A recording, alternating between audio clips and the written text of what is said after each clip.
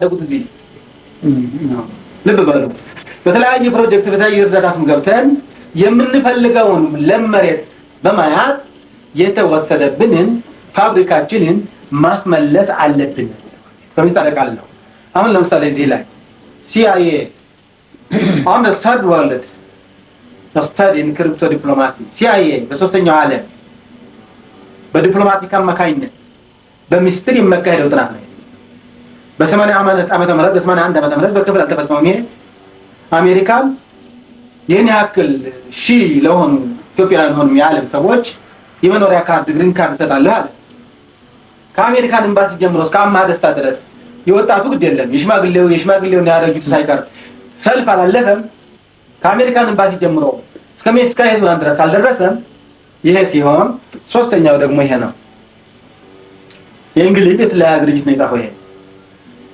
ኃይለ ሥላሴ ስዋ የአምስቱ የጦርነት ዘመን በማስመልከት ነው የተጻፈው የኃይለ ሥላሴ የጦርነት ዘመን መሶሎኒ አፄ ኃይለ ሥላሴ ጀነራል ወንጌት ነው ምንድነው የሚለው ከዚህ መሶሎኒ ያለ ሐሰት በእውነት መሶሎኒ የኢትዮጵያ ሕዝብ ወዳጅ ነው እዚህ ላይ ያሰፋው ያለ ሐሰት በእውነት መሶሎኒ የጣሊያን ሕዝብ ጠላት ነው ያለ ሐሰት በእውነት አፄ ኃይለ ሥላሴና ጀነራል ወንጌት የኢትዮጵያ ሕዝብ ጠላቶች ናቸው ያለ ሐሰት በእውነት አፄ ኃይለ ሥላሴና ጀነራል ወንጌት የእንግሊዝና የፈረንሳይ ሕዝቦች ወዳጆች ናቸው ነው የሚለው ምንድነው የሚለው ታዲያ እንደገና መሶሎኒ በቁማም ድረገነት የሆነችውን ሀገር በቀን 4 አየር ንብረት የሚገኝባት ሀገር የተለያዩ ከጊዮን ከናይል ጀምሮ የተለያዩ ወንዞች የሚመነጭባት ኢትዮጵያን ለማያዝ ሀገር ለማድረግ ነው በቅኝራት አይደለም ውላቸው ጣሊያኖች ሮምን ጣሊያንን ለጀርመን ለመስጠት ከሂትለር ጋር የተዋዋለው በሚስጥር ኢትዮጵያን የጣሊያን ሀገር ነው አዲሲቷ ሮም ማለት ከዚህ በፊት ኮንስታንቲኖፖሊስ የተባለው ሀገር ኮንስታንቲኖፖሊስ የተባለው ኢስታንቡል የተባለው ሀገር የግሪኮችና የሮማውያን መንግስት ሆኖ ለብዙ ዘመን የመሩት ዘመን ነበር ግሪኮችና ሮማውያን በውስጥ ታዋቂ በሽኩቻ ሲጣሉ ጣሊያኖች ለቱርኮች ሽጠው በሚስጥር አዲሲቷ ሮም ተብላ ነበር ኮንስታንቲኖፖሊስ አዲሲቷ ሮም ተብላ ነበር በሚስጥር ለቱርኮች ሽጠው እነሱ ወደ ጥንቱ ሮም ተመለሱ አሁንም በሚስጥር የተዋዋሉ ከሂትለር ጋር ሮምን ለጀርመን ኢትዮጵያን አዲሲቷ ሮም አድርገው ለመኖር ነበር አዲሲቷ ሮም ለማድረግ በቀን 4 አየር ንብረት የሚገኝባት ልጅ ተወልዶ ያለ ጫማ ያለ ሕክምና ያለ ልብስ የሚያድግባት ሀገር ሀገር ለማድረግ ስለፈለገኝ ይላል ሀብት ያለው ጣሊያዊ ንብረቱን ሽጦ የኔ ያክል ወርቅ መስጠት አለ ሀብት የሌለው መሬት ለማግኘት የሚፈልግ ኢትዮጵያ መሬት ለማያዝ ሀብት የሌለው ጣሊያዊ ደግሞ በቁማም ድረገነት የሆነችውን ሀገር ሽቶዋን ለማሽተት ወንዞቿ ከሽቶ የበለጠ የሚሸቱ ወንዞቿ ውሃቸው ሲጠጣ ከማርና ኮተት የበለጠ ያንን ለማየት ለመጎብኘት የሚፈልግ ጣሊያዊ ደግሞ በመጠኑ የተወሰነ ንብረቱን ሽጦ ወርቅ መስጠት አለበት በማለት በግድም ሆነ ከውድ ከወገኑ እዚህ መጣም ነው የሚለው በግድም ሆነ ከውድ ከወገኑ መንጋጋ አምጥቶ ኢትዮጵያ ውስጥ ያሰፈረውን ሀብትና ንብረት አፄ ኃይለ ሥላሴና ጀነራል ወንጌት የቻሉትን ያህል ወደ እንግሊዝና ወደ ፈረንሳይ ከማሸሻታቸው በላይ የቀረው ደግሞ የኢትዮጵያ ሕዝብ እንዳይጠቀምበት በአንድ ስንጥር እንጨት ላይ የተጫነች የሳት ክርቢት የኢትዮጵያ የማያውቃት የጠላት ንብረት ነው ብሎ አቃጠሉት ያለ ሐሰት በእውነት ነው ያኔ ምስክሮች አሉ አሁን ምን ይላል ደግሞ እንደገና እንግሊዞች እንደገና ምን ይላል ኢትዮጵያውያን እርስ በርሳቸው ተላልቀው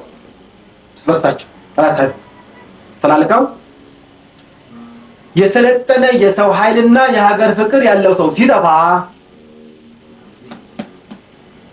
የምንፈልገውን ለመሬት መጠን መያዝ እንችላለን ይላል በጽሁፍ ይቅርታ እኔ አልችልም በሀገር ስለማልችል ነው ደም የሚፈላ ወድጃ አይደለም ከይቅርታ ጋር ነው ከደም ፍላትም በላይ የሚያስደርግ ነው የሚያሳድግም ነው እንደዚህ ሆኖ እየተጻፈባችሁ እንጃ ምን አይነት ሰዎች እንደሆናችሁ ምን አይነት ሰው እንደበቀለ ነው ይሄው ደርቲቦ ለሲአይኤ ናፍሪካ ቆሻሻ አስቀያሚ ስራ የሲአይኤ በአፍሪካ ምድር አርስቱ በቂ ነው ኮሚኒዝም ነው ብላችሁ ውሸት አሁን ሲአይኤ የሚቆጣጠረው ይሄ ወደቡ ይሄ ባዶ ዚላል እነማን እንደሆነ ታዲያ እስከመቼ ድረስ ነው? ይቅርታ እስከመቼ ድረስ ነው? መቼም እግዚአብሔር አይምሮ ሰጠ። ለነዚህ የሰጠ አይምሮ ለኛም ሰጥቶናል። እንዳውም እኛ እንበልጣለን ባስተሳሰብ። ስለዚህ ነው አመራር የሚያስፈልገው። ይቅርታ ኃይለ ሥላሴ እንዳው ሙሉ በሙሉ ኢትዮጵያዊ አይደሉም፣ ግን ሀገሪቷ የሰው ደሃ ነው ያደረገው። የሀገር ፍቅር ያለው ሰው ነው ያለቀ። የእንግሊዝ አማካሪያቸው እንግሊዝ ጀነራል ነው፣ እንግሊዛዊ ዕብራዊ ነው። እስራኤላዊ ትውልድ ዘሩ እንግሊዝ ነው። የሰው ደሃ ነው ያደረገው። አሁንም ቢሆን መተኪያ የሌላቸው ያው መፈናፈንት ነው ወይም ወንዳገረድ ይባላል። ለምሳሌ እንደ ሌሊት ወፍ ማለት የሌሊት ወፍ አይጥ አይሏት ወይንስ ወፍ ሁለቱም ጾታዎች አጣምራ የያዘች አስደናቂ ነገር ናት። እንዲሁም ደግሞ ሪያ ፈናፍንት ነው። ሪያ ሲል የማያውቅ ሰው ቢኖር አሳማ ማለት ሳይሆን ነገር ግን ከርከራው ነው። ይህ የበረሃ አውሬ የሰራ አካላቶቹ በፍጹም የማይመሳሰሉ የተቃረኑ ናቸው። የፊቱ ወይም የግንባሩ ልዩነት ይህ ነው ብሎ በዝርዝር ማስረዳት ስለማይቻል በአይኔ ተመልክተህ ተረዳ። ለምሳሌ አንደኛ ጥርሱ እንደ ዝሆን ጥርስ ይመስላል። ሁለተኛ የአይኑ ቅድ የተለየ ስለሆነ ወደ ጎን እንጂ ፊት ለፊት አያይም። ሶስተኛ ጅራቱ እንደ አይጥ ጅራት ነው። አራተኛ የአካለ ስጋው ፍሬ ማለትም ቆለጡ እንደ ፍየል ሲሆን ብልቱ ደግሞ እንደ አህያ ነው። አምስተኛ ሰገራው ልክ እንደ ጋማ ከብት ፋንድያ ነው። ስድስተኛ ሰኮናዎቹ ደግሞ እንደ ጥጃ ሰኮና ናቸው። ከዚህ በላይ ለተጠቀሱት ቃላቶች የሚገርመውና በይበልጥ ለመረዳት የሚፈልግ ሰው ቢኖር ታሪኩ በመጠኑ የተብራራው እንስሳ ከርከሮ በእናት ኢትዮጵያ ውስጥ በቆላ ሀገር በብዛት የሚገኝ መሆኑን ገልጽለታለሁ። ዋናው ማስረጃ እዚህ ላይ ነው። ይኸውም ወንዳገረድ ማለት አንድ ነገር በተፈጥሮው የወንድም የሴትም ጾታ አንድ ጋር አጣምሮ የያዘው ነው። የዚህ አይነቱ አስደናቂ ፍጥረት በአውሮፓ እንጂ በእናት ኢትዮጵያ በብዛት አይገኝም። ነገር ግን ማንኛውም ጅብ በተፈጥሮው ወንዳገረድ ፈናፍንት ነው። ጅብ ታውቃላችሁ? የጅብ ጾታ የለውም። ወንድም ሴት የሚያደርገው ወርሃት ነው። በጊዜው ተባይታይ የነበረው በሌላ ጊዜ ደግሞ እንስት ይሆናል ማለት ነው። ማለት እንደ 20ኛው ክፍለ ዘመን ሰው ዛሬ አብዛኞቻቸው የአውሮፓ ወንዶች ከቅንዝረኝነት የተነሳ ወንድም ሴትም ይሆናሉ። ከዚህ የተረፈው ለዘመናዊ ፈላስፎች ትቸዋለሁ፣ አልተውኩትም። ነገር ግን ጽሑፉን መዝጋት ክልክል ነው። ይህ የመጣው የአእምሮ ፈናፍንት ነው። የአእምሮ ፈናፍንት ለምን ማስረጃ የመጣው የአእምሮ ፈናፍንት የሚባለው አካላቶች የሚመሳሰሉና በአስተሳሰቡ ብቻ የማይጠና ሰውም ፈናፍንት ይባላል ካልኩ በኋላ ይኸውም እናት ኢትዮጵያ ወደፊት እንዳትራመድ በማለት በየጊዜው የሚፈጽሙት የመከፋፈል ህገወጥ መጥፎ ተግባር ነው። ለዚህ ማስረጃ የማይካድ የተረጋገጠ ሰውን ብቻ እንደሚከተለው በሶስት ደረጃ ገልጻለሁ። አንደኛ ግማሾቹ ፊያሪዎች በዛ ጊዜ ነበር ልክ ከፊሎቹ ሂዲዎች ቀሩት ደግሞ ሲያጆዎች ተቀበሉ ናቸው። አንባቢ ወገን ሆይ ከዚህ በላይ በከፊል የተገለጹ ከሌሎች ቅርንጫፎቻቸው ጋር በሙሉ ጨርሶ አጥቶ እና ኢትዮጵያ ሐሳበ ስንኩልና ዓለማመስ የሆነው እንዳገረታ ይኖርባት የወንዶች አገር ብቻ ለማድረግ የሚቻልበት ዘዴ አንድ ማዕድ ለመግለጽ ይቻል ነበር። ነገር ግን ለማይን ጻፋል የሚዘጋጀው ዝግጅት ሁሉ በቅድሚያ የሚገባው በእነሱ እጅ ስለሆነና ቢደርስም በስራ ላይ የሚያውለው ሰው ገና በእናት ሀገር ስላልበቀለ ትቸዋለሁ። የፍጹም ፍልስፍና ነው። የሃይማኖት ፍልስፍና ደግሞ አሁን ደግሞ አስገባት አለብን። አውኩን ሳው ኋላ አባታችን ሐሰተባት እዛን ጊዜ የነበረውን የሮማውያን መንግስትና አስተዳደር በመቃወም የሚፈጽሙት የነበረ ተግባር አይሁድ ምሳሌ አድርጎ የተናገረው ቃል እንደሚከተለው ነበር። እናንተ እስከአባታችሁ ከሰይጣን ናችሁ፣ የአባታችሁ ምኞት ልታደርጉት ወዳላችሁ። እርሱም ከጥንት ጀምሮ ነፍሰ ገዳይ ነው፣ በእውነትም አይጸናም፣ በእርሱ ዘንድ እውነት የለምና ሐሰትን በተናገረ ጊዜ ከራሱ አመንጭቶ ይናገራልና ሐሰተኛ የሐሰትም አባት ነውና በማለት ሮማውያንን በሰመለበት ኃይለ ቃል በምሳሌ ገርፏቸዋል። ዮሐንስ 8:40-45 አሁን ይሄ ይፈታል እንደገና። እውነትም ኢየሱስ እንደተናገረው ሮማውያንና ግሪኮችን ሐሰትን በተናገሩ ጊዜ ከባህሪያቸው አፍልቀው ያልሆነውን ሆነ ያልተደረገውን ነገር ተደረገ ከማለታቸው በላይ የሚያስገርመውና የሚያስደንቀው ደግሞ ሳያዩ በዓይናችን አይተናል ስለሚሉ ነው። ይህም እስከዛሬ ድረስ አለ አይባልም። ነገር ግን የሌላው ክፍለ ዓለም ህዝቦች ሐሰትን በተናገሩ ጊዜ ሰማን ብለው እንጂ ሳያዩ አይተናል አይሉ። አየሁና ሰማሁ የተቃረኑ ናቸው። ሰማሁ የሚለው ቃል አጠራጣሪና አወላዋይ ሲሆን አየሁ የሚለው ቃል ደግሞ እርግጠኛ ነው። አየሁ ብሎ ከሚዋሽ ይልቅ ሰማሁ ብሎ ቢዋሽ ይቀላል። ቢሆንም ሰይጣን እንደሚከተሉት የግብርና የቅጽል ስሞችን ይመሰላል። ይህ ጽሑፍ ተደርሞ በውጭ ሀገር ይበልጠው ነው ሰይጣን የሚወክለው በዓለም አንደኛ ሰይጣን የሚወክለው በሐሰት ሮማውያንና ግሪኮችን ይወክላል። የሐሰት አባቶች ናቸውና። ሁለተኛ በቅናትና ምቀኝነት እንግሊዞችን ይወክላል። የክፋት አባቶች ናቸውና። ሶስተኛ በአፍቅረ ንዋይ ገንዘብ በመውደድ ማለት ነው ዕብራውያንን ማለት እስራኤላውያንን ማለት ነው ይወክላል። የንፍገት አባቶች ናቸውና አንድ ሰው ስለራሱ ማድላት የለበትም። አራተኛ በክዳት ኢትዮጵያውያንን ይወክላል። የክዳት አባቶች ናቸውና ኢትዮጵያዊ ወገን ከሰው ጋር ዙ እየፈረመ ዚሁ ከቷል። አምስተኛ በትዕቢት ማለት ነው ጀርመናውያንን ይወክላል። የትዕቢት አባቶች ናቸውና። ስድስተኛ በዝሙት ፓሪሳውያንን ይወክላል። ፈረንሳዮች የፍቅር አባቶች ናቸውና። የሌላው ክፍለ ዓለም ህዝብ ጸባይ በእነዚህ ይጠቃለላል። የሚይዝበትን መናገር ነው። ተተንቱ ይሄ ደግሞ ይተነተናል በዋና እሺ እዚህ ላይ ተግዘን ይመጣና ስራ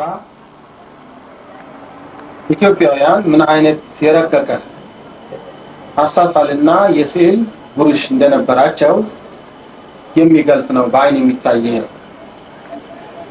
በኤልያስ ዘመን በኤልዛ ታሪኩ መጽሐፍ ላይ እንደተጻፈው ለኤልያስ መስዋዕት ከሚሰዋበት ቦታ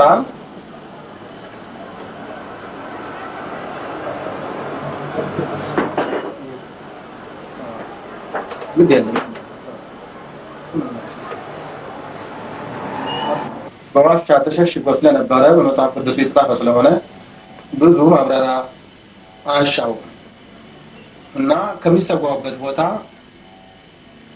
ይሄ በዚህ ቁርአን አማካይነት መልአኩ እየሰጠ ይመግበው የነበረ ነው። በስዕል የሰፈረው አሁን የስዕሉ ርቀት ተታሳሳሉ በጣም የሚያስደንቅ ነገር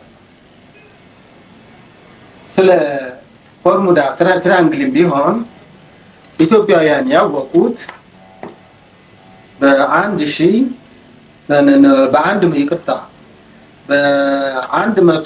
ዓመተ ምህረት ነው። ፎርሙላ ትራያንግል መኖሩን ያወቁት። ነጮች ግን በ1600 እስከ 700 ዓመተ ምህረት በኋላ ነው። ኢትዮጵያውያን መርከቦቻቸው ስለሚወሰድባቸውና ሰዎቻቸውም ስለሚወሰድባቸው በዚያ አማካይነት ተመራምረው ነው የተረዱት ኢትዮጵያውያኑ።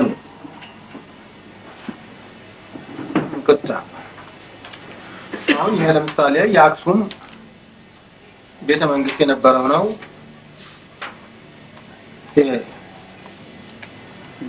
1500 ከክርስቶስ ልደት በፊት የነበረ ነው። ከዚያ ወዲህ አስመስለው የሚናገሩ አሉ ባለ ከምቀኝነት የተነሳ ነው። እና አሁን ይሄንን የመሰለ ቤተ መንግስት አሰራርም የለም። በዚህ አይነት እንኳን ኮፒ አድርጎ ቤተ መንግስታውን እንኳን መስራት ይቻል ነበር። ዲዛይን የተነሳ ነው ጥቁርና ነጭ የሆኑት እንጂ በቀለም ናቸው። ይሄው ያሳሳሉ የስዕሉ አይነት ብታዩት በጣም የሚያስደንቅ ነገር ነው። በዚህ ቁጥር ለንደን ሙዚየም ተወስዷል። ይሄ ከለንደን ሙዚየም የተገዛ ነው። እያንዳንዱ ጸሐፊ ይገዛል ማለት ነው። አሁን ለምሳሌ የምታዩት በዛ ሰዓት የነበረ ብሩሽ፣ በዛ ሰዓት የነበረ የስዕል አሳሳል ምን አይነት የረቀቀ አስደናቂ ነገር ነው። አሁን ለምሳሌ በራእየ ዮሐንስ ያለነው መላእክቶቹ እንዴት እንደሚበሩ ማጭሉን እንዴት አድርገው የመቅሰፍት ማፍ ነው በዛ ሰዓት እንዴት አድርገው እንትን እንደሚሉ ይኸውና ያሳያል። በጣም የረቀቁ ናቸው። የስዕሉ ሁኔታ ይታያል። አሁን ለምሳሌ ኢየሩሳሌም ሰማያዊት የምትባለው ይችላል ምድራዊት ኢየሩሳሌም ምድራዊት ኢትዮጵያ ናት። እስራኤል ነው የሚሉ አሉ። እስራኤል ግን ደረቅ ነው። ሙቀትና ቅዝቃዜ የሚፈራረቅበት እንጂ እንደ ኢትዮጵያ በቀን 4 አየር ንብረት የሚገኝበት ካለመሆኑም በላይ የጊዮን ወንዝ የአራቱም ወንዞች የሚመነጩበት ኢትዮጵያ ናት። ራሷ ምድረ ገነት ማለት ኢትዮጵያ ናት እና ወደ ኢትዮጵያ ወደ ምድረ ገነት ለመግባት ነው በዛ ሰዓት እና የዚህ ሲል ደግሞ ተመልከቱ ምን አይነት አስተሳሰብ እንደሆነ እና ስለ በርሙዳ ትራያንግል የሚናገረው በርዕሳነ ሚካኤል ታገኙታላችሁ። ይሄ ለንደን ሙዚየም ተወስዷል። ይሄ 7 ዘውድ እና 7 አፍ ያለው ዲያብሎስ ነው። እነኚህ ተከታዮቹ ዲያብሎስ እና አጋንንት ናቸው፣ ባለክንፎች ናቸው።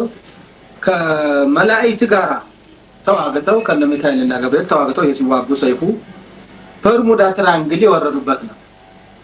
ያ በርሙዳ ትራያንግል ከእግዚአብሔር መንግስት ቀጥታ ከላይም ወደ ታችም ቀጥታ የማያቋርጥ ወደ ታች ነው የሚወርደው።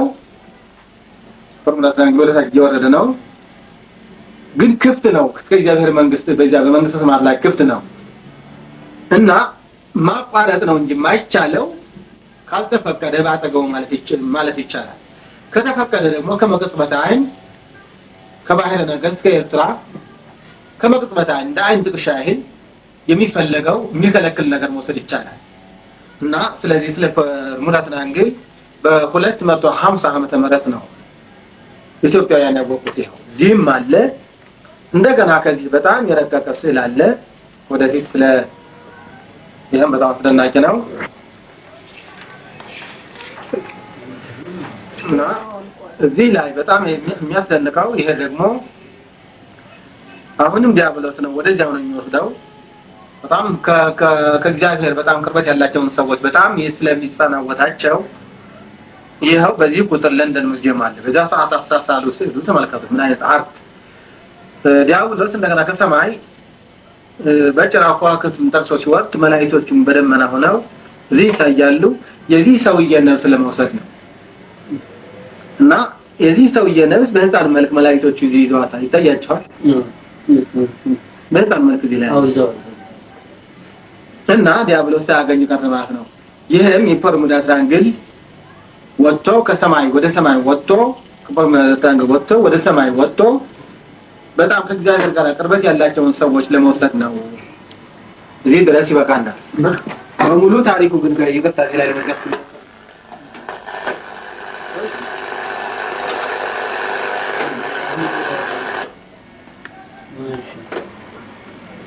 ወደፊት ጊዜ ነው።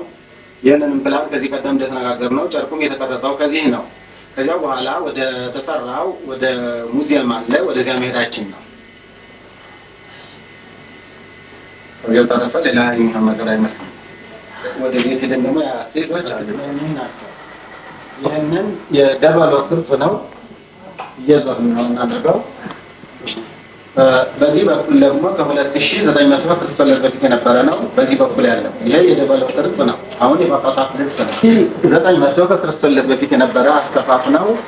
አሁንም የነገስታትና የቤተክርስቲያኗ ልብስ ሆኖ ነው የሚካሄደው። በዚህ አይነት አኳኋን ነው ፕላኑና ዲዛይኑ የወጣው። ከዚህ ቀደም እንደተነጋገርነው በዚያው በቤተ ክርስቲያኗ በራሳችን ዲዛይን ነው ማለት ነው። እንደገና ማሽኑ አሁን ሄደን ማየት እንችላለን። የሚሰራው ማሽን እዚህ ቅርብ ነው ያለው፣ እንሄዳለን እና ለጊዜው ብዙ እንትና እንደ ሰፊዎችንም አንድ ላይ ተቀርጽና ሰራተኞችም እነኚህ ቀለሙ ያው የተለያየ አይነት ነው የነሳው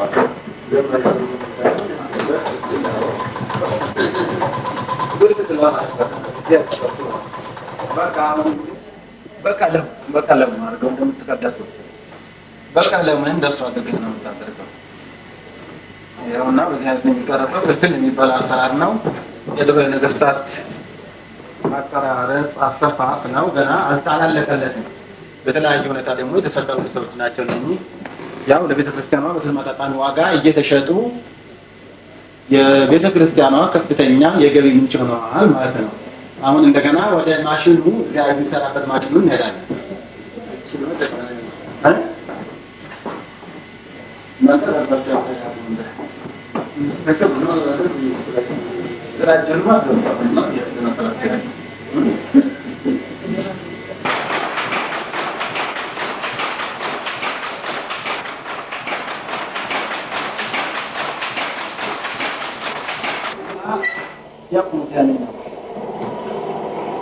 ያያችሁት ቅድም ዲዛይን ራሱ በራሱ ማሽኑ ይሰራዋል ማለት ነው። እና 6 አይነት ቀለም 6 አይነት መኖሪያ ስላለው በአንድ ጊዜ 6 አይነት ቀለም መስራት ይችላል። እና ቤቱ የሚጮኸው ለዚህ ማሽን ተብሎ የተሰራ ቤት አይደለም። እንደ ገደል ማሚቶ እየጮኸ ነው። የተለያየ አይነት አሰራር ስላለው ነው ቤቱ ለዳቦ ተብሎ የተሰራ እንጂ ለዚህ ተብሎ የተሰራ አይደለም። ገና ወደፊት የተለያዩ ማሽኖች ይመጣሉ። የዚህ አይነት ማሽን እስካሁን ድረስ በእኛ ሀገር አልመጣም ማለት ነው። እና 6 አይነት ቀለም በአንድ ጊዜ የሚሰራ ማሽን ነው። አንድ አይነት አውቶማቲክ ብቻ ነው የምናንቀሳቅሰው። ዶቤ የተባለ መሳሪያ ነው። ከኦስትሪያ ከጀርመን ነው የመጣው። ጨርቁ ግን ማለት ይቻላል ሳቲን የተባለ ጨርቅ ነው የሚሰራው። በጣም የተሻለ ጨርቅ ነው እና ሙሉ አውቶማቲክ በሚንቀሳቀስበት ጊዜ ግን እዚህ ላይ ነው የሚገቡ የተለያዩ ክፍል ያላቸው ቀለሞች ራሱ እየተቀያየረ ራሱ በራሱ ይሰራል። ያ ነው እኮ ያከፈ ያ ሁሉ ከለዛው ታያችሁ ያ ይሄ ነው መጀመሪያ ነው የራሱ መጀመሪያ ነው አሁን ወደ ቀለም ስለውስጣላችሁ ይታከማል ማለት ነው። ስንት ሜትር ነው ይሄ? ስንት ያህል ይሆናል? 120 ያህል ነው። በስንት ቀን ያመርታል? 24 ሰዓት ቢሰራ ለምሳሌ 24 ሰዓት ቢሰራ 2 ቀን ማለት ስንት ያህል ይመረታል ማለት ነው? በ24 ሰዓት ውስጥ አልተቀረጹም። አሁንም መጽሐፍቶቹ በሙሉ ከዚህ የሉ፣ ግን በከፊል ያሉትን ሙሉ በአንድ ላይ እንዲነሱ አስፈላጊ በመሆኑ ነው እና ወደዚህም ጭምር እና ከዛ ሆነ በጠቅላላ በሙሉ ትቀርጻቸዋለህ። እነኝህን ትቀርጻቸዋለህ በሙሉ ወደዚህ እየዞርክ እነኝህን በሙሉ አንድ ላይ እንዲመጡልህ ነው። ያው ከዚህ ቀደም እንደተነጋገርነው በተለያየ ቋንቋ ስለ ኢትዮጵያ ብቻ የሚናገሩ መጻሕፍት ናቸው። እነኝህንም እና ስለ ኢትዮጵያ ብቻ የሚናገሩ መጻሕፍት ናቸው።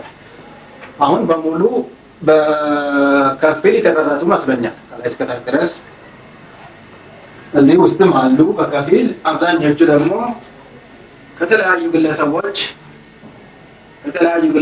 በሳጥን ነው የሚገኙት።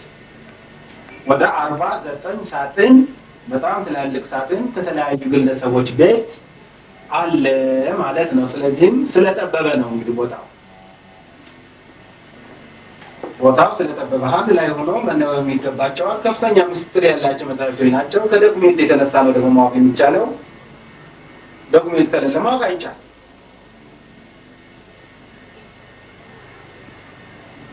እና እነሱ የፈረዱ በኋላ እዚህ ውስጥም አሉ የተወሰኑ ነገሮች ናቸው። እነሱም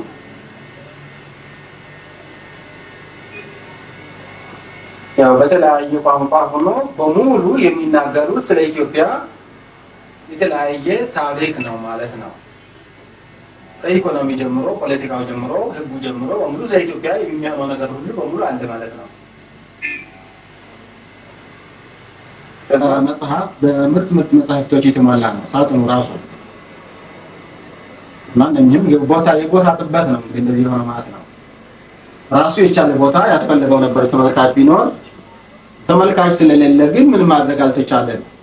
ግን እናንተ ግን ይሄንን መጣችሁ በንጹህ ኢትዮጵያዊነት መጣችሁ ወረባችሁ ዘራችሁ ይባረክ ከማለት በስተቀር ሌላ ምን ማለት አይቻልም። ግን ግዴታችሁም ነው፣ በኢትዮጵያዊነታችሁ ግዴታችሁ ነው፣ ማድረግ ያለባችሁ ነው። ግን ግዴታችሁም ነው። ግን እግዚአብሔር ዘራችሁን ይባረክ፣ ኢትዮጵያንም በእናንተ አማካይነት ሰዎች ይፍጠርላት ከማለት በስተቀር ሌላ ምለው ነገር የለኝም። ከዚህ ቀጥለን ደግሞ አንድ ታሪካዊ የሆኑ ስዕሎች አሉ፣ እነሱን እናነሳቸዋለን። አሁን ለምሳሌ የስዕል ነው እንግዲህ ኢትዮጵያን ፔይንቲንግ ነው የሚለው። የአጻጻፉ የፊደሉ የላቲኑ አጻጻፍ በኢትዮጵያውያን ካራክተር ነው የተሰራው። ይኸውም አባባሉ የላቲኖች ፊደል ከኢትዮጵያ ፊደል የመጣ ለመሆኑ የሚያረጋግጥም አንዱ ምስክር ይሄ ነው። ካራክተሩ በኢትዮጵያውያን ፊደል ነው የተጻፈው። ስለዚህ ጁሊየስ ዞሩዋ የሚባል ፈረንሳያዊ በአፄ ሲሲኒዮስ ዘመነ መንግስት በፊት የመጣ ሰው ነው። ስዕሎቹን በሙሉ ወስዷቸው የስዕሎቹ ባለቤት የሆነው የፈረንሳይ ሙዚየም ነው ማለት ነው። የፈረንሳይ ሙዚየም የስዕሎቹ ባለቤት የፈረንሳይ ሙዚየም ነው። አንዷ $30 ነው የሚሸጣት።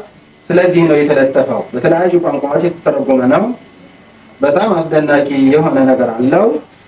እዚህ ወደ መጋት ነው የሚነሱ የስዕሎቹን ማብራሪያ ማለት ራሱ የቻለ ወደ ፖስት ካርድ እየተለወጡ የተለያየ የገቢ ምንጭ የሚሆኑ ናቸው። ግን ይሄ ቀደም ያሉ ስዕሎች ናቸው። በጣም አስደናቂ ጁሊዮስ በሩዋ የሚባለው ሰውዬ ይኸው ቤተ መቅደሱን እየገነጠለ እዚህ ውስጥ ነው ያለው በከፊል እና አብዛኞቹ ስዕሎች እየላጠ ወስዷቸዋል። ፈረንሳይ ሙዚየም ላይ ይገኛሉ። እነኚህ ደግሞ ከክርስቶስ ልደት በፊት የነበረ ነው። የቤታችንን ቅዱስ ገብርኤል ሲያበስራት የሚያሳየው በጣም የስዕሉ አይነት አስደናቂ ነው። በዛ ዘመን ከክርስቶስ ልደት በፊት የነበረ ነው። ለታርጎ እንደሚያስረዳ እንዴት እንደሚያበስራት ነው የሚናገረው። ከዚህ ቀጥሎ ደግሞ በዛ ሰዓት የነበረው መንበር ነው። በብሉይ ኪዳን የነበረ መንበር ነው። አሰራሩ አሁንም ድረስ የዚህ አይነት አሰራር ነው ያለው። ከዚህ ስንገባ ደግሞ በጣም አስደናቂ ነው። መድኃኒታችን ክርስቶስና እመቤታችን ናቸው። በዙሪያ ላይ ያሉ ቅዱሳን መላእክትና ጻድቃን ሰማዕታት ናቸው። በጣም አስደናቂ የሆነ ነገር ነው። ይሄም በዛ ሰዓት የነበረ ብሩሽ፣ በዛ ሰዓት የነበረ ቀለም በራሳችን ቀለም ነው። ከውጭ የመጣ ቀለም አይደለም። የብራና መጻሕፍቶቹ የሚጻፉት በራሳችን ቀለም ነው እና ይሄም ራሱ አስደናቂ የሆነ ነገር ነው። የዚህ አይነት አስተሳሰብ ይሄ ሁሉ የተወሰደ ነው በሙሉ። ይሄንን ማስተሳሰብ ያው ከነ ማስረጃው ነው ያለው ማለት ነው። ከነ ብራናው መጽሐፍቶቹ ወስደዋቸዋል ማለት ነው። በዛ ሰዓት የነበረ ስዕል በጣም አስደናቂ ነገር ነው እና እንግዲህ ይሄንን ስዕል ደግሞ ክርስቶስ አይነ ስውሩን በሚያበራበት ሰዓት ነው። ይሄ የኢትዮጵያውያን ነው። በኢትዮጵያውያን መልክ ያለው ይሄንን ስዕል ይሄ ደግሞ ሮማውያን ከኢትዮጵያውያን በራሳቸው መልክ ኮፒ ያደረጉት ነው። አብዛኛው የውጭ ሰዓሊዎች የሚሰሩት ምንጫቸው የኢትዮጵያውያን ስዕል ነው ማለት ነው። በአልቃንደ በለሱት ተወደ እንደገና ከዚህ ጋር ሆነ እሺ ተሳይኝና አንተ ተዋለ ነካት ከነ ማስረጃቸው ነው ያሉ እና የፈረንጅ ሰዓሊዎች በሙሉ ምንጭ ያስፈልጋል። የኢትዮጵያውያን ስዕል አሳሳል ምንጭ ነው። እንግዲህ በፊደልም ሆነ በስነ ጽሁፍ በተለያየ ነገር ምንጯ ለዓለም ኢትዮጵያ ነበረች ማለት ነው። የዛሬን አድርገውና በአሁኑ ሰዓት ግን ኢትዮጵያ የምትገኝበትን ግን በራሳችን እየተረዳን ነው። እነኚህ ስዕሎች በሙሉ እየተወሰዱ ናቸው። አሁን ኢትዮጵያዊ በራሱ ከማያምንበት ደረጃ የደረሰ ህዝብ ነው። ያ ምርጥ የነበረ ህዝብ ለዓለም የተለያየ ማስረጃ የሰጠ ህዝብ ያ ኢትዮጵያዊ በአሁኑ ሰዓት ግን ጠፍቶ አልቀው አሁን ያለው ኢትዮጵያዊ ግን የጥንቶቹ ኢትዮጵያውያን ተከታይ ሳይሆን በምድረ ገነት ተቀምጦ የሚለምኝ ለማኝ መሆኑንም የሚያሳዝን ነው። ይሄ ደግሞ ሁለት ሰይፍ ከአፉ ይወጣል ራዕየ ዮሐንስ ነው። ኢትዮጵያውያን ናቸው ለመጀመሪያ ጊዜ ታሪኩን በመጽሐፍ ውስጥ ያለው ወደ ስዕል የለወጡት በጣም አስደናቂ ነው እና እነኚህ ደግሞ 7 መብራቶች ናቸው። በሰባት በመንግስት ይሄ ደግሞ ራዕየ ዮሐንስ ነው። 7 ቀንድ 7 አይን ያለው በግ ነው። ክርስቶስን የሚመሰለው በግ ነው። ዓለምን ያዳነበት በግ ነው። በእግዚአብሔር እጅ እንደተያዘ ነው የሚያሳየው። ያ ወይም ራሱ ክርስቶስ ነው። እነኚህ ደግሞ ካህናተ ሰማይ ናቸው። 36 ቅዱሳት አንስትና ቅዱሳን አባቶች ናቸው። እነኚህ ደግሞ 40ቱ እንስሳ ወይም 40ቱ ወንጌላውያን አሉበት። ይሄ ደግሞ የእሳት ዝናብ በሚዘንብበት ነው። በጣም የሚያሳዝነው ነገር ግን በሙሉ ተወስዷል። ይኸው ባለ ንብረትነቱ ባይድ ነው ማለት ነው። እኛ ኢትዮጵያውያን ሳንሆን እቺ ደግሞ ኢየሩሳሌም ሰማያት ነው የምትባለው የመልአኩ ቅርጽ እና ኢየሩሳሌም ሰማያት ወደፊት የምንወርሳት ማለት ነው። ግን ለጊዜው ግን መንግስተ ሰማያት የምትባለው ግን በጣም አራት አየር ንብረት የሚገኝባት ኢትዮጵያ መሆኗን አይካድም። ስለዚህ እነኚህም ስዕሎች የተወሰኑ ናቸው በሙሉ። አሁን ደግሞ ይሄም የጥንት ነገስታት ከእመቤታችን ስዕል ተቆርጧል። ከእመቤታችን ስዕል ላይ ሆነው የሚሳሉበትና የሚማጸኑበት ነው እና በዚህ አይነት ሊሆንና ይሄም የተለያየ ነው። ከነገረ ማርያም ውስጥ የሚገኝ ስዕል ነው። ይሄም የተወሰደ ነው በሙሉ የተወሰደ ነው በሙሉ እና ባለ ንብረትነቱ ባይድ ነው። በጣም ያሳዝናል። የሀገሪቷ የገቢ ምንጭ መሆን ሲገባው ባይዶች ናቸው የሚጠቀሙበት። ይሄ ደግሞ ከክርስቶስ ልደት በፊት የነበረ ስዕል ነው። ሚካኤልና ገብርኤል ናቸው። በዛ ሰዓት የነበረው አሳሳል በጣም አስደናቂ ነገር ነው እና ይሄ ደግሞ ስለ ቅዱስ ያሬድ ነው። ቅዱስ ያሬድ በሚዘምርበት ጊዜ የመላእክትን ማህሌት የሚዘምረው ግዕዝ፣ እዝል፣ አረራይ ናቸው የዘመራቸው። ግዕዝና አረራይ ከክርስቶስ ልደት በፊት የነበሩ በኢትዮጵያ የዜማ አይነቶች ናቸው። እዝል ነው ቅዱስ ያሬድ እንደገና ከመላእክት ተነግሮት እዝል ነው የጨመረው። በጣም አስደናቂ የሆነ ነው ያ የእዝል እና ይኸው በአፄ ገብረ መስቀል ከተመስጦ ብዛት የተነሳ እግሩን በጦር ወግቶት አፄ ገብረ መስቀል ይኸው ያሳያል። እግሩን በጦር ወግቶት ያም አይሰማውም ከደስታ ብዛት የተነሳ ከዝማሬው ብዛት የተነሳ ነው። ይህም የመላእክት ዝማሬ ነው። ዋይ በሰማይ ተሰማ ዝማሬ መላእክት በሰማይ ይኸውና የዝማሬ መላእክት ይሰማል ብለው የቤተክርስቲያን ጉዳይ ነው፣ የራሳችን ጉዳይም አይደለም። ከመሰረት የተረፉትን መጻሕፍት እንደገና በዚህ አይነት ሁኔታ ብራናው እየተፋቀረ በዚህ አይነት ሁኔታ እየተሰራ ነው እና የቀለሙን ቀዩን ጥቁሩን የሚያወጡት እነሱ ናቸው። ከዚህ ቀጥሎ አንዱ እንደዚህ እንደሚጻፍ እንደዚህ እንደሚሆን በመጀመሪያ ብራናውን እንዘበዝበዋለን። ስንዘበዝብ ከዚያ ለሰባትም ቀን ሆነ በገተር ያለው በዚያ በመገተሪያው ሁነሽ አውጥተን አጋርመን እንራምመዋለን። ራመን ያንን ወደ የነበረው ያንን ወደ ነጭ አድርገን ደግሞ እንደገና እናደርቀዋለን። ኋላ ደግሞ በመጥረቢያ ደግሞ አለች እናቀፈዋለን። ጠጉሩን በጽዳት እንሰጠዋለን። ከዚያው ያንራምና ያንን እንቀጣልና ወደ መጻሕፍት ቀስተን ስናበቃ ያንን ደግሞ እናሰምረዋለን። አስመረን ደግሞ 5 እናደርገዋለን፣ 4 እናደርገዋለን። ያንን ደግሞ አንድ ላይ ጠርዘን በዚህ ጠቅላላ መጽሐፍ እንደሆነ አድርገን እናቀርበዋለን። ቀለሙንም ደግሞ ራሳችን አውጥተን አሽተን ከጥራትም ሆነ ከእጽዋቶችም ሆነ ከዚያ ቀምመን አሽተን እስከ ዓመት ድረስ አዋህደን ከዚህ ለዚህ እናበቃለን። ከሌላ ማንነት የኢትዮጵያ ቅርሳችንን በጥንት የቆየንን በእነዚህ ያለን መልኩ ነውና አሁንም በዚህ ነው የምንሰራው። ባለፈውም ደግሞ ብዙ መጻሕፍቶች ከዚህ ያበረከትን ጽፈናል። ምን ያህል ወልደ አሜን የሚባል በጣም ትልቅ መጽሐፍ መጽሐፍም ሀዊ የሚባል ደግሞ አንድ ሰው የማያነሳው ከዚህ ላይ ውጥ ነበር። ይህንን አሁን ደግሞ ሆነ ማለት ያንን አበረከተናል። ቀሌምንጦስ የሚባል አለ። ብዙዎች መጽሐፎች ከሀያ የሚበልጡ መጻሕፍቶች በየራሳችን በቆጥራቸው 5-6 በላይ ብቻ ተጻፏል። በዚህ ህትስመ 44 አንስቶ እስካሁን ድረስ አለ። 44 ዓመተ ምህረት አንስቶ እስካሁን አለ። እንዳው በግምት ስንት ሺህ ገጽ የጻፋችሁ ይመስላችኋል? ይላል መጽሐፉ አይደለም፣ ሺህ በግምት ነው። ወደ 30 ሺህ ይሆናል። ከዚህ እንኳን ብቻ ብቻ አሁን ሀውላ ያውትም ያው ያመጣበት ለቅድስት ማርያም አሁን ቅዳሴ የብራና መጽሐፉ ብቻ ሃይማኖታዊ ስነስርዓቱ ምናምን እያንዳንዱ ጭምር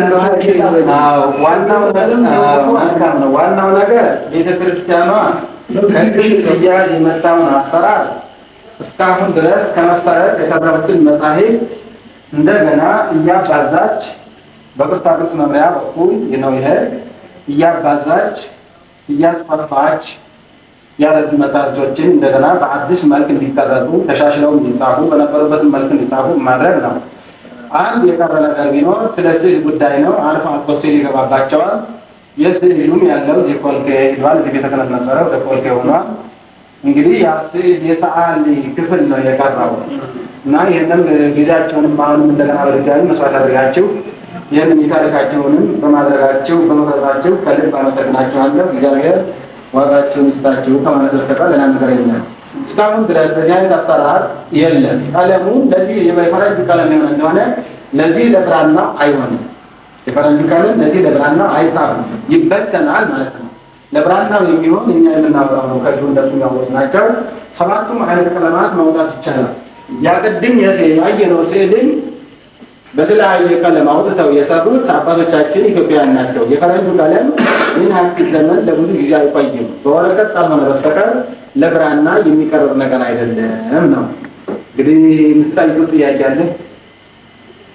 አይ እንግዲህ አብዛኛው መልሰውታል። ግን ከ44 ዓመት ጀምሮ እስካሁን ድረስ በዚህ ስራ ላይ ቆይታችኋል። ከ44 ይህን ስራ የጀመርኩት ገና በ36 ዓመተ ምህረት 36 ዓመት እስካሁን ድረስ በዚህ ስራ ላይ እንዲያውም በ26 በቤተ ክህነት ሳይሆን ቤት ራሳቸው እየጻፉ ስንሳሩንም መዝሙረ ማርያምንም እየጻፉ በተለያየ ቤተ ክርስቲያን በተመጣጣኝ ዋጋ በመሸጥ ራሳቸውን ሲያደራጁ ቆይተዋል። አሁን እናንተ በዚህ አይነት ስትሰሩ ቆያችሁ።